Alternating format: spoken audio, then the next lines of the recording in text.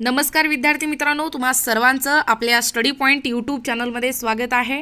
तर विद्यार्थी मित्रांनो, मागील काही वर्षी स्पर्धा परीक्षेमध्ये भारतीय राज्यघटनेवर वारंवार प्रश्न हे विचारण्यात येत होते। त्या वारंवार प्रश्न विचारण्यामध्ये जे कोणते भारतीय राज्यघटनेवर प्रश्न विचारण्यात आलेले होते त्या सर्व टॉप प्रश्नांचा आढावा आजच्या व्हिडिओच्या माध्यमातून आपण पाहणार आहोत। तत्पूर्वी तुम्ही जर आपल्या चॅनलवर नवीन असाल तर आपल्या चॅनलला लगेचच लाईक आणि सबस्क्राइब करायला विसरू नका। चला तर मग वेळ वाया न घालवता भारतीय राज्यघटना मागील काही वर्षी स्पर्धा परीक्षेमध्ये विचारण्यात आलेले टॉप प्रश्न या ठिकाणी आपण कव्हर करूया। पहिला प्रश्न आहे बघा विद्यार्थी मित्रांनो, आजचा आपला या भारतीय राज्यघटनेवर वन लाइनर प्रश्न आपण पाहणार आहोत। भारतीय घटना समिती जुलै 1946 मध्ये कोणत्या समितीच्या शिफारसीनुसार अंमलात आली? तर बघा, कोणत्या शिफारसीनुसार अंमलात आलेली आहे भारतीय घटना समिती जुलै 1946 मध्ये? त्रिमंत्री योजना या समितीच्या शिफारसीनुसार अंमलात आलेली आहे। बघा, प्रत्येक प्रश्न नीट व्यवस्थित काळजीपूर्वक पहा।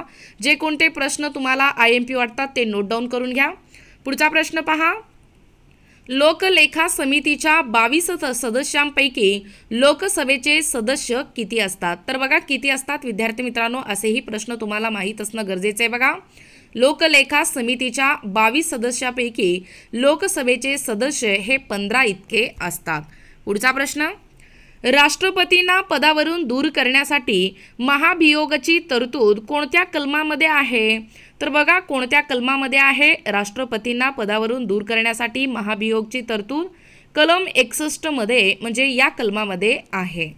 पुढचा प्रश्न पहा, डिसेंबर 2003 मध्ये कोणत्या घटना दुरुस्तीनुसार बोडो, संथाली आणि मैथिली व लडाखी या 4 भाषांचा समावेश 8व्या परिशिष्टात करण्यात आला? बघा, परीक्षेमध्ये विचारण्यात आलेले हे प्रश्न आहेत। बघा, 92वी घटना दुरुस्ती या प्रामुख्याने 4 भाषांचा समावेश 8व्या परिशिष्टात करण्यात आला आहे। पुढचा प्रश्न पहा, भारतीय घटना दुरुस्तीचे अधिकार कोणाकडे आहेत?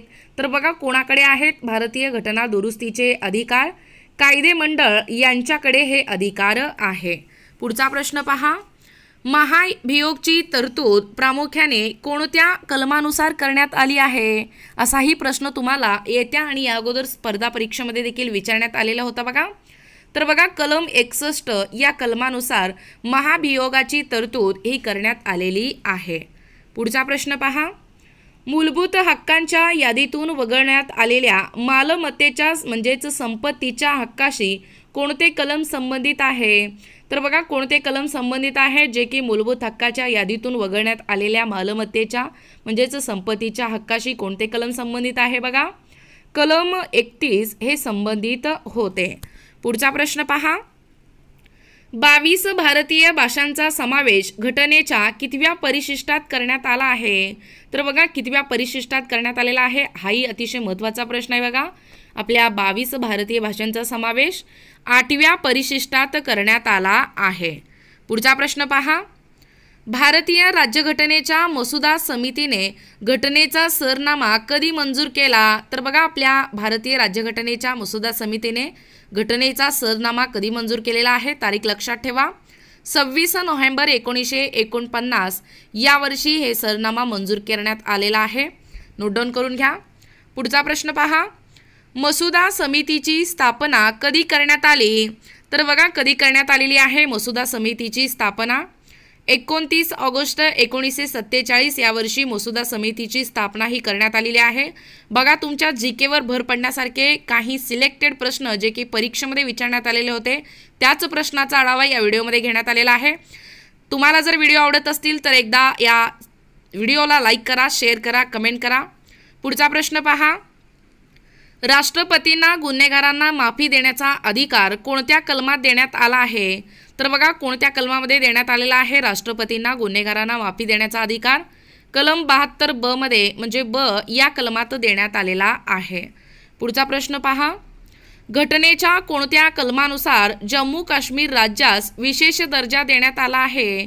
तर बघा विद्यार्थी मित्रांनो, कोणत्या कलमानुसार जम्मू काश्मीर राज्यास विशेष दर्जा देण्यात आलेला आहे?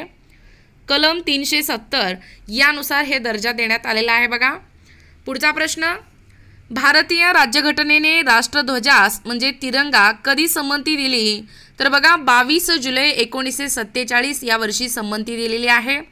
पुढचा प्रश्न, घटनेचा सरनामा कोणी लिहिला? तर बघा कोणी लिहिलेला आहे घटनेचा सरनामा? पंडित जवाहरलाल नेहरू यांनी लिहिलेला आहे. पुढचा प्रश्न, घटनेच्या कोणत्या कलमानुसार अस्पृश्यता पाळणे हा गुन्हा आहे? तर बघा कलम 17 नुसार अस्पृश्यता पाळणे हा गुन्हा आहे. पुढचा प्रश्न, राज्यसभा सभापती यांचा कार्यकाळ किती वर्षाचा असतो? तर बघा किती वर्षाचा असतो राज्यसभा सभापती यांचा कार्यकाळ? 5 वर्षाचा हा कार्यकाळ असतो बघा. पुढचा प्रश्न, भारतीय राज्यघटनेचे हंगामी अध्यक्ष कोण होते? कोण होते बघा आपल्या भारतीय राज्यघटनेचे हंगामी अध्यक्ष? सच्चिदानंद सिन्हा हे हंगामी अध्यक्ष होते. पुढचा प्रश्न पहा विद्यार्थी मित्रांनो, भारतीय संसदेने मानवी हक्क संरक्षण कायदा कोणत्या वर्षी संमत केला? बघा कशा पद्धतीचे प्रश्न आहेत. आजच्या या व्हिडिओमध्ये आपण IMP प्रश्नांचा सराव घेत आहोत. 1993 या वर्षी आपल्या भारतीय संसदेने मानवी हक्क संरक्षण कायदा या वर्षी संमत केलेला आहे. कोणत्या वर्षी? 1993 या वर्षी. पुढचा प्रश्न पहा, कोणत्या घटना दुरुस्तीनुसार मतदाराचे वय हे 21 वरून 18 वर्ष करण्यात आले आहे? बघा अतिशय महत्त्वाचा प्रश्न आहे बघा, तुम्हाला माहीत असणं देखील गरजेचं आहे. 61व्या घटना दुरुस्तीनुसार मतदाराचे वय हे 21 वरून 18 वर्ष करण्यात आलेलं आहे. पुढचा प्रश्न पहा, भारतीय राज्यघटनेत आदिवासींचा उल्लेख कोणत्या जमातीमध्ये करण्यात आला आहे? तर बघा कोणत्या जमातीमध्ये करण्यात आलेला आहे? आपल्या भारतीय राज्यघटनेत आदिवासींचा उल्लेख अनुसूचित जमाती या जमातीमध्ये करण्यात आलेला आहे. पुढचा प्रश्न, भारतीय राज्यघटनेत सुरुवातीला किती कलमे होती? तर बघा किती कलमे होती आपल्या भारतीय राज्यघटनेमध्ये? सुरुवातीला 395 कलमे होती. पुढचा प्रश्न, देशातील कायद्यांची निर्मिती करणारी सर्वोच्च संस्था कोणती? कोणती आहे? बघा सगळ्यांना या प्रश्नाचं उत्तर माहीतच असेल. आपल्या देशातील कायद्यांची निर्मिती करणारी सर्वोच्च संस्था संसद ही आहे. पुढचा प्रश्न, 44व्या घटना दुरुस्तीनुसार कोणता मूलभूत अधिकार रद्द करण्यात आला? तर बघा कोणता मूलभूत अधिकार रद्द करण्यात आलेला आहे 44व्या घटना दुरुस्तीनुसार? संपत्तीचा जो किंवा मालमत्तेचा जो अधिकार आहे तो अधिकार या ठिकाणी रद्द करण्यात आलेला आहे. बघा तुम्हाला माहीत असणं गरजेचं आहे. पुढचा प्रश्न पहा, समवर्ती सूचीमध्ये किती विषयांचा समावेश आहे? प्रत्येक स्पर्धा परीक्षेमध्ये हा प्रश्न बेसिकली विचारण्यात येतो. बघा स्टार करून नोट डाऊन करून घ्या. 47 विषयांचा समावेश हे समवर्ती सूचीमध्ये आहे. पुढचा प्रश्न, समवर्ती सूचित विषय व कायदा कोण बनवू शकतो? बघा अतिशय महत्त्वाचा आहे बघा हाही प्रश्न, त्याला जोडून केंद्र व राज्य सरकार हे समवर्ती सूचीमध्ये विषय व कायदा बनवू शकतो. पुढचा प्रश्न, राज्य मंत्रिमंडळ संयुक्तपणे कोणाला जबाबदार असते? तर बघा कोणाला जबाबदार असतात? राज्य मंत्रिमंडळ संयुक्तपणे विधानसभेला जबाबदार असतात. पुढचा प्रश्न, दुहेरी शासन व्यवस्था असलेल्या पद्धतीला काय म्हणतात? तर बघा काय म्हणत असतात? दुहेरी शासन व्यवस्था असलेल्या पद्धतीला संघराज्य असे म्हणतात. पुढचा प्रश्न पहा, भारतीय संसदीय शासन पद्धत कोणत्या देशाकडून स्वीकारली आहे? तर बघा विद्यार्थी मित्रांनो कोणत्या देशाकडून स्वीकारलेली आहे भारतीय संसदीय शासन पद्धत? इंग्लंड या देशाकडून स्वीकारलेली आहे. तर बघा विद्यार्थी मित्रांनो या व्हिडिओच्या माध्यमातून आपण 1 लाइनर प्रश्न घेत आहोत जेणेकरून कमीत कमी वेळेमध्ये जास्तीत जास्त अभ्यास किंवा जास्तीत जास्त सराव व्हावा या दृष्टीने हा प्रयत्न आहे आमचा. पुढचा प्रश्न पहा, राज्याचा प्रथम नागरिक कोण असतो? बघा मी कम्युनिटी पोस्टमध्ये देखील पोस्ट केलेले होते हे प्रश्न. राज्याचा प्रथम नागरिक कोण असतो? तर बघा राज्यपाल हा जो असतो तो राज्याचा प्रथम नागरिक असतो. पुढचा प्रश्न, भारतीय संसदेतील सर्वात मोठी समिती कोणती? तर बघा कोणती आहे आपल्या भारताच्या संसदेतील सर्वात मोठी समिती? अंदाज समिती ही समिती मोठी आहे. पुढचा प्रश्न, स्वातंत्र्याच्या हक्काचा समावेश भारतीय राज्यघटनेच्या कोणत्या कलमात करण्यात आला आहे? तर बघा कोणत्या कलमामध्ये करण्यात आलेला आहे स्वातंत्र्याच्या हक्काचा समावेश? आपल्या भारतीय राज्यघटनेच्या कलम 19 ते 22 यामध्ये करण्यात आलेला आहे. पुढचा प्रश्न, भारतीय राज्यघटना कधी स्वीकारण्यात आली? तर बघा कधी स्वीकारण्यात आलेली आहे आपल्या भारताची राज्यघटना? हाही प्रश्न आता रिपीट झालेला बघा. 26 नोव्हेंबर 1949 या वर्षी स्वीकारण्यात आलेली आहे आपल्या भारताची राज्यघटना. पुढचा प्रश्न पहा, भारतीय राज्यघटनेत आणीबाणीचा अधिकार कोणत्या देशाकडून घेण्यात आला? तर बघा, आणीबाणी कोणत्या देशाकडून घेण्यात आलेला आहे? जर्मनी या देशाकडून घेण्यात आलेला आहे. प्रश्नामध्ये कन्फ्यूज होऊच नका, प्रश्न व्यवस्थित काळजीपूर्वक पहा. पुढचा प्रश्न पहा. संसदेच्या 2 अधिवेशनामधील कालावधी जास्तीत जास्त किती असावा लागतो? तर बघा, किती असावा लागतो? संसदेच्या 2 अधिवेशनामधील कालावधी जास्तीत जास्त 6 महिन्याचा असावा लागतो. पुढचा प्रश्न. राष्ट्रपती कोणत्या कलमानुसार संपूर्ण देशात आणीबाणी लावू शकतात? तर बघा, कलम 352 यानुसार राष्ट्रपती म्हणजे या कलमानुसार म्हणजे कलम 352 नुसार आपल्या संपूर्ण देशामध्ये ते आणीबाणी लावू शकतात. पुढचा प्रश्न. भारतीय राज्यघटना तयार करण्यास किती कालावधी लागला? बघा, किती कालावधी लागलेला आहे? सगळ्यांना या प्रश्नाचं उत्तर माहीतच असेल. आपल्या भारताची राज्यघटना तयार करण्यासाठी किती कालावधी लागलेला आहे? बघा, 2 वर्ष 11 महिने 18 दिवस एवढा कालावधी लागलेला आहे. तोंडपाठ करून घ्या. पुढचा प्रश्न. भारतीय राज्यघटना ही जगातील सर्वात मोठी घटना आहे, तर कुठल्या प्रकारची आहे? हे कोणत्या प्रकारचं आहे? बघा, आपल्या भारताची जी राज्यघटना आहे ती जगातील सर्वात मोठी घटना आहे. ती लिखित या प्रकारची आहे. पुढचा प्रश्न. भारताने कोणत्या प्रकारची शासन पद्धती स्वीकारलेली आहे? तर बघा विद्यार्थी मित्रांनो, आपल्या ज्या देशामध्ये आपल्या या भारत देशामध्ये कोणत्या प्रकारची शासन पद्धती आहे? बघा, संसदीय शासन पद्धत आपल्या भारत या देशाने स्वीकारलेला आहे. पुढचा प्रश्न. भारतीय राज्यघटनेतील कलम 1 ते 4 मध्ये काय आहे? काय आहे? बघा, कलम 1 ते 4 मध्ये आपल्या भारतीय राज्यघटनेतील कलमामध्ये राज्य व केंद्रशासित प्रदेशांची यादी आहे. पुढचा प्रश्न. भारतीय राज्यघटनेत मूलभूत अधिकाराशी संबंधित कोणती कलमे आहेत? तर बघा विद्यार्थी मित्रांनो, कोणती कलमे आहेत आपल्या भारतीय राज्यघटनेत मूलभूत अधिकाराशी संबंधित? कलम 12 ते 35 ही कलमे आहेत.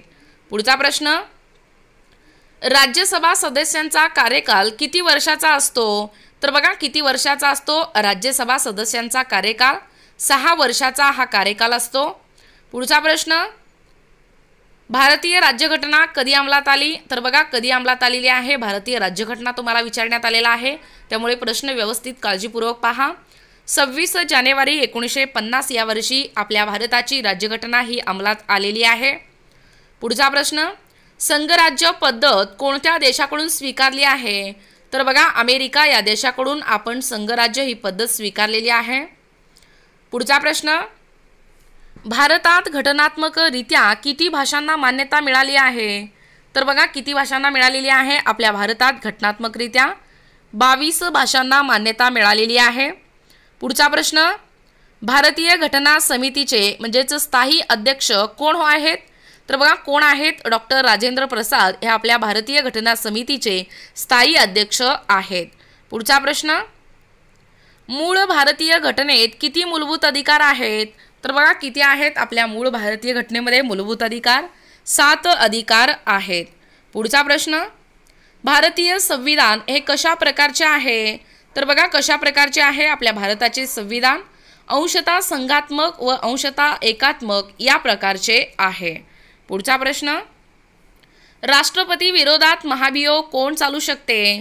तर बघा, कोण चालू शकतात? आपल्या राष्ट्रपती विरोधात महाभियोग संसद हे चालू शकते.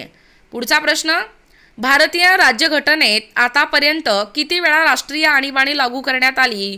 तर बघा विद्यार्थी मित्रांनो, 3 वेळा भारतीय राज्यघटनेत राष्ट्रीय आणीबाणी लागू करण्यात आलेली आहे. पुढचा प्रश्न. संसदेच्या 2ही सभागृहाचे निर्वाचित सदस्य कोणाची निवड करतात? तर बघा, कोणाची निवड करतात? संसदेच्या 2ही सभागृहाचे निर्वाचित सदस्य उपराष्ट्रपती हे निवड करतात. पुढचा प्रश्न. 42वी घटना दुरुस्ती कोणत्या वर्षी अंमलात आली? तर बघा, कोणत्या वर्षी अंमलात आलेली आहे 42वी घटना दुरुस्ती? 1976 या वर्षी अंमलात आलेली आहे. पुढचा प्रश्न. भारतीय राज्यघटना समितीची पहिली बैठक कोठे झाली? तर बघा, कोठे झालेली आहे आपल्या भारतीय राज्यघटना समितीची पहिली बैठक? दिल्ली या ठिकाणी झालेली आहे. पुढचा प्रश्न. शेती हा विषय कोणत्या सूचीत देण्यात आला आहे? बघा, हा प्रश्न अतिशय महत्त्वाचा आहे. बघा, राज्य सूची या सूचीमध्ये शेती हा विषय देण्यात आलेला आहे. तर विद्यार्थी मित्रांनो, अशा पद्धतीने एकूणच आजच्या या व्हिडिओमध्ये आपण भारतीय राज्यघटनेवर आधारित या मागील काही वर्षे स्पर्धा परीक्षेमध्ये विचारण्यात आलेले टॉप प्रश्न जे भारतीय राज्यघटनेवर विचारण्यात आलेले होते वारंवार, त्या सर्व प्रश्नांचा आढावा वन लाइनर म्हणजे कमीत कमी वेळेमध्ये जास्तीत जास्त अभ्यास तुमचा व्हावा या दृष्टीने हे वन लाइनर प्रश्न आजच्या व्हिडिओच्या माध्यमातून आपण पाहण्याचा व कव्हर करण्याचा प्रयत्न केलेला आहोत। तर विद्यार्थी मित्रांनो, तुम्हाला जर व्हिडिओ आवडला असेल तर त्या व्हिडिओला तुम्ही लाईक करा, शेअर करा, कमेंट करा। तुमच्या सर्व विद्यार्थी मित्रांना, तुमच्या सर्व मित्रमैत्रिणींना, जसे की जे सर्व स्पर्धा परीक्षेची तयारी करीत आहेत त्या सर्व विद्यार्थ्यांना या व्हिडिओची लिंक पाठवा, जेणेकरून त्यांचाही कमीत कमी वेळेमध्ये जास्तीत जास्त अभ्यास होतो या दृष्टीने आपला चॅनल देखील सध्या कार्यरत आहे। तर विद्यार्थी मित्रांनो, येणाऱ्या सर्वच स्पर्धा परीक्षेसाठी हा व्हिडिओ अतिशय महत्त्वाचा तुम्हाला ठरणार आहे। येणाऱ्या सर्व स्पर्धा परीक्षेमध्ये तुम्हाला परीक्षेसाठी खूप खूप शुभेच्छा, भरभरून यश मिळवा यासाठी स्टडी पॉइंट या यूट्यूब चॅनलकडून पुन्हा एकदा शुभेच्छा। तर विद्यार्थी मित्रांनो, तुम्हाला जर आमच्या अध्यापनाचे व्हिडिओ आवडत असतील किंवा तुम्ही जर कोणत्याही स्पर्धा परीक्षेची तयारी करीत असाल किंवा तुम्ही जर आपल्या चॅनलवर नवीन असाल तर आपल्या स्टडी पॉइंट या यूट्यूब चॅनलला लगेचच लाईक आणि सबस्क्राईब करायला विसरू नका। भेटूया अशाच पुढच्या नवीन व्हिडिओमध्ये, तोपर्यंत धन्यवाद।